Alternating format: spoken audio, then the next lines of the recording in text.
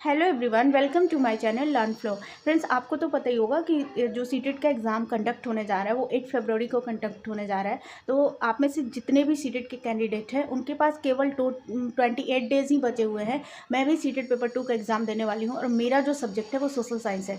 तो इन 28 डेज़ को हम किस तरह से यूटिलाइज़ कर सकते हैं, तो यहाँ पर मैं आपको एक प्लान बताने वाली हूँ जो कि मैंने अपने लिए बनाया है।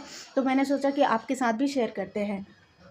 सो फ्रेंड्स, आप 28 डेज को 4 पार्ट में डिवाइड कर लीजिए और पूरे 6 डेज तक तीनों क्लास की एनसीईआरटी हिस्ट्री की कंप्लीट कीजिए। फर्स्ट 7 डेज की मैं बात कर रही हूँ और लास्ट का जो 7 डे आपका बचता है, लास्ट का एक दिन बचता है, उसमें केवल और केवल आपने जितना भी तीनों क्लास में पढ़ा हुआ है उनको अच्छे से केवल और केवल रिवाइज कीजिए, कुछ भी नया मत पढ़िए।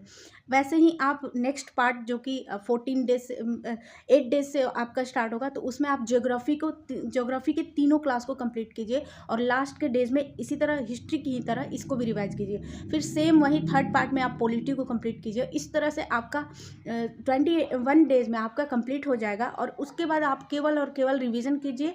और अदरवाइज आप पेडागोजी और सीडीपी को भी रिवाइज कर सकते हैं। मेन हमारा जो फोकस रहता है वो एनसीईआरटी से ही होता है, क्योंकि जो हमारे क्वेश्चंस हैं फ्रेंड्स वो काफ़ी डीपली ही पूछे जाते हैं। उसमें आपका जो कॉन्सेप्ट है वो क्लियर होना चाहिए, तो हमारे लिए रिवीजन करना मस्ट हो जाता है। तो इस तरह आप अपनी इस तैयारी को कंप्लीट कर सकते हैं। और अगर मेरी ये वीडियो आपको अच्छी लगती है तो please like and subscribe my channel.